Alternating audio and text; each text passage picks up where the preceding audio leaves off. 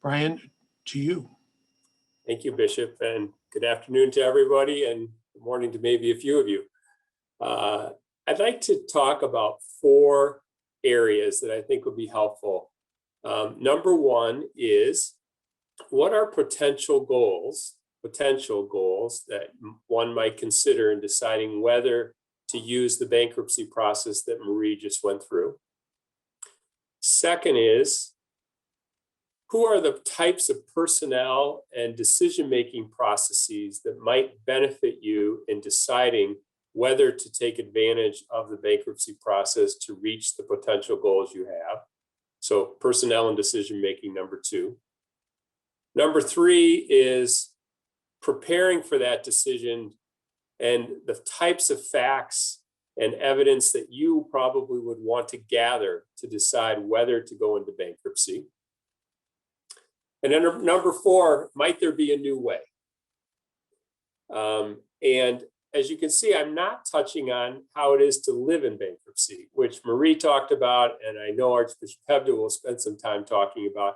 I just wanted you to know I'm leaving that topic for others and for a Q&A. Okay, if that sounds good to you, I'm going to turn to the first topic, which is potential goals.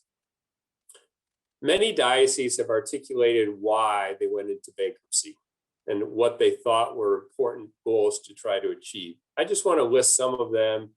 One is the fairness of restitution. Marie touched on the fact that, and John touched on the fact that there's the first to the courthouse shouldn't necessarily get the whole pot. There should be a spreading of the benefits or of the remuneration to those who are harmed or have been harmed by the church. So is that a goal? The idea of restitution, something that's spread amongst all of the potential claimants, number 1. Number 2, healing. Healing for the victims, healing for the diocese, healing for the priests in the diocese, healing for your staff. How does that feature of healing best get served, whether inside or outside the bankruptcy? Number 3 is carrying on the mission of the church. The reality is that your diocese and the Catholic organizations in your diocese have an incredible influence on the broader good and the care for those most vulnerable in your diocese. A simple fact that might drive that home with regard to the Diocese of Philadelphia.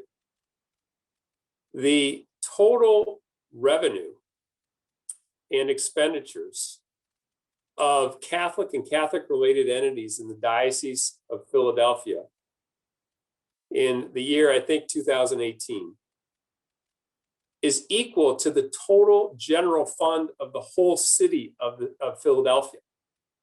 So those organizations, when you add Catholic hospitals and Catholic universities and Catholic dioceses and Catholic community foundations, et cetera, the effect on the community is significant. And so how does one make sure that the carrying out of the mission of the church happen? And how does bankruptcy affect that? Goal number 3. Goal number 4, is transparency an important part of the healing process and a goal that you wish to espouse? As Marie mentioned, there's more transparency in bankruptcy than otherwise. Next is finality, bringing all these matters to a close, which can have benefits for both the victims and for the diocese, and speed to resolution. Without bankruptcy, you will have continually have a suit after suit after suit filed. So the whole issue will journey on for many years and will be in the press for, claim number 14 and claim number 27. And there's a long journey there. So is our speed and finality a factor to consider? How much do you want to take a view of victims first? The sort of prioritization of harm and how to take care of where did the import of the victims fall in your decision-making process.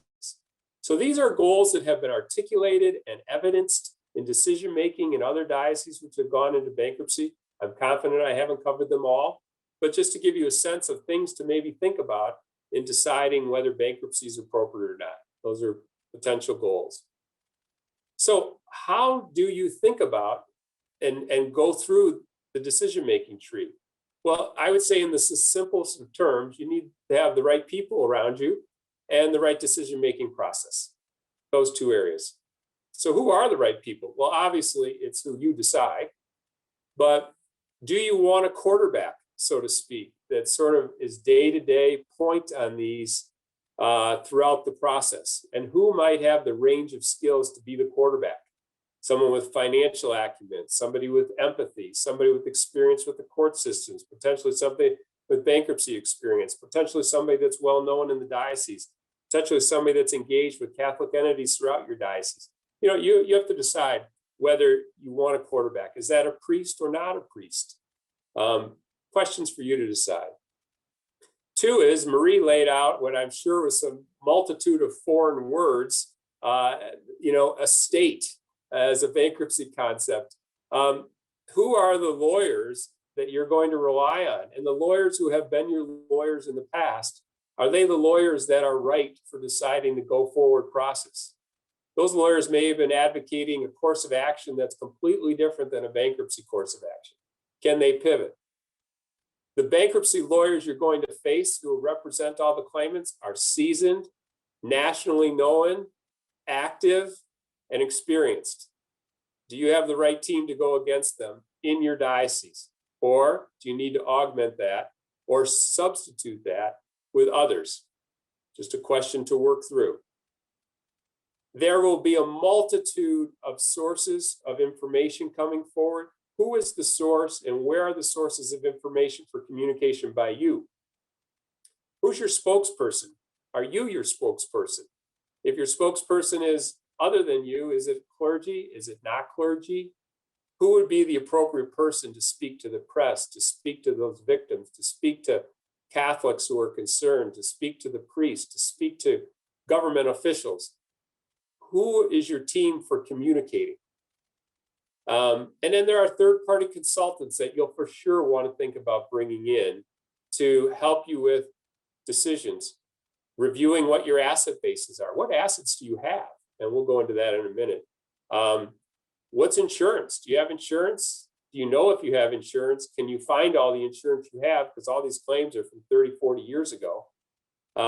So an insurance archaeologist is someone that you might bring in, but bringing in the right group of third-party consultants. And then there's the decision-making process. So how frequently are you going to have meetings? Who's in the meetings? And what's the decision-making process in those meetings? Your calendar that existed in that pre-petition era that Marie talked about is going to be rewritten in the post-petition period, because there's just going to be demands of time and decisions that have to be made, and they're governed by courts where you don't have the luxury of delaying it. And you'll just have to be blocking out some significant time. And how do you have an efficient decision-making process where information can be gathered and brought to whomever you trust? So thinking about an organizational structure for having the team. And then the reality is, with regard to that team won't stay intact through the bankruptcy process if you go into bankruptcy. People will opt out because the stress and burden of it will be too great. You'll find that you need to supplement or replace members on that team. So it'll be a dynamic team that will be working with you throughout the bankruptcy process if you go into it. But certainly you can define the team that helps you make the decision about whether to go into bankruptcy. So there's a heavy burden on your staff and on those that are on this core team when you're making the decisions along the way. It'll be a heavy burden on you too, physically, mentally, emotionally. It'll be a very tough period, and just having the ability to sort of run the course, run the marathon is important.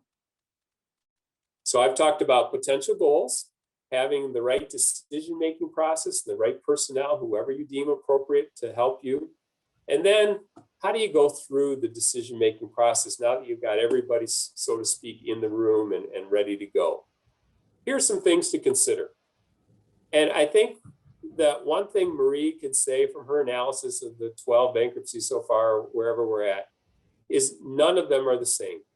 It's a puzzle. And so putting the pieces of the puzzle together for what's best for your diocese will mean it will not be the same as other dioceses. So here's some concrete examples. Reviewing the claims that you have and the extent of public disclosure that's happened so far on those claims. In all honesty, some dioceses have only had a few claims. Some have had a mountain of claims. Some are well known, some aren't known at all. Some are been resolved quietly and they'll become more known through a bankruptcy process. Some are very public. So understanding just what's the claims environment is a task. It's a big task.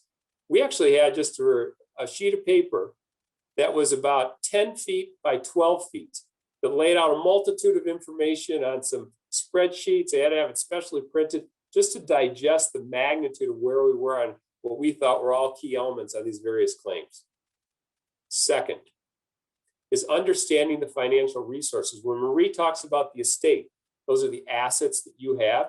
The reality is you can't just look at your balance sheet and say, aha, I now know how many assets we have.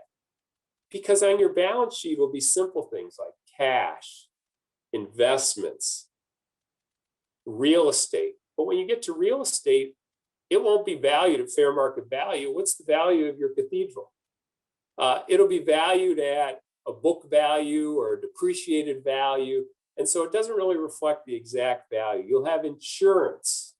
You might have assets which are quote unquote called off balance sheet, like insurance funds for health insurance for your employees, or pension funds for retirement for your employees, or for the school teachers in your Catholic schools or whatever. Those are assets that there'll be a question, should they be in the estate that's available for the individual victims? And they might not be sitting on your balance sheet. So first of all, figuring out what all the assets are that might be available for the estate. And then of course is insurance. How much contractual right to insurance do you have? And how much of it do you think you can get access to sort of build a bucket of funds that are available to take care of these claims? Every diocese has handled their insurance matters differently. And it'll be a big effort to figure that out. So number one, very simply, is reviewing the claims. Number two is figuring out what assets you have. Number three is figuring out the climate. So if you would with me, think about the legislative climate in your state. It can be very different in every state. Do they want to open up the statute of limitations so that more claims can come in over a longer period of time? Do they not? Do they? Does the city in which you're located have a governmental structure that's more attuned to speaking out or maybe speaking against the diocese? The police department, are they going to want to issue a warrant to obtain documents? Is the public defender's office going to come in? Thinking about all the governmental entities and where might they play if there is a bankruptcy is an important factor to understand. Next, understanding the relationship that your diocese has with entities that are Catholic. So, are you corporate sole or are you not? Do you have contractual relationships? As an example, do you own the high schools? Do you own the land under the high schools? Do you own the grade schools? Does the parish own the grade schools? Is there debt on any of those where banks have a first right to some of those assets because you borrowed against that to build the high school? You own the land and you borrowed to build the high school, as an example. So what are those contractual relationships that define some of these assets that might be available? And then governance relationships. Do you exhibit control over these entities or not? And whatever the degree of control you are exercising or not exercising, is it consistent with what your intended exercise is or is not? And is it consistent with what the governing documents say the control is or not? And understanding that whole picture helps define, are some of those assets that you may not think are part of the diocese may become part of the estate, or it might actually pivot the other way, where there are some assets that you think are diocese that you find out are not. There might be some trust documents where a wealthy individual donated money for a specific purpose in your diocese. Well, is that going to be respected or not? What do the words in that trust say? That trust might be 20 years old, and they might not have worded it as well as one would have wanted as we are today. So understanding the legal relationship, whether it be governance or contractual or other, is an important step with regard to being prepared. And then the final couple things are discussions with others. It's probably true that if you're actually at the point where you're thinking about bankruptcy, that others are thinking about the fact that you might file for bankruptcy. So there may be a Catholic Community Foundation in your organization which is curious about it. There may be a Catholic schools group that's interested in it. There may be groups doing capital campaigns and wanting to make sure that the money that they're raising for capital purpose is actually going to be respected and not used for the bankruptcy process. There will be natural discussions with regard to others who are in the Catholic realm in your diocese, and just spend a little time thinking about those discussions and what's appropriate and what's not appropriate as you prepare, so that you understand how your decisions might affect those organizations, whether intentionally or unintentionally. Final point on this issue is there is the possible for criminal involvement here. Marie talks about the fact that bankruptcy is a civil process. It's controlled by federal law and there's state law. That's all true. There also is the possibility that there may be an assertion that there was criminal conduct by the diocese or by priests within the diocese. And to make sure that you have appropriate counsel about that possibility, I'm not suggesting it in any way would be appropriate, but that's a possibility, and that's layers in a whole nother dynamic as to what the exposure may be for the diocese beyond the economics handled in a bankruptcy. The fourth topic that I wanted to share with you is simply, is there a new way or a better way? Just because there have been 20 bankruptcies in the past and that they've all been consensual doesn't mean that's the way matters in your diocese need to be handled. There could be the quote unquote cram down that Marie talked about. There could be a legislative solution. If you would think about this for a moment, in any bankruptcy process, the following are always true. You have fees that you have to pay. You pay, or the estate pays, which is your money, pays the fees for your lawyers and your advisors. The estate pays the fees, in essence, for all the plaintiffs' lawyers and all the committee's lawyers. And it pays all the expenses. So there's a substantial amount of money. It'll be a third or more of the total money that goes out goes to lawyers. And so is there an opportunity through a legislative solution or a collaborative contractual solution, probably the only one that can work, just so you know, is legislative, to reach some sort of a resolution that's different, where those funds can actually be used for the purposes of continuing the work of the Archdiocese or taking care of the victims?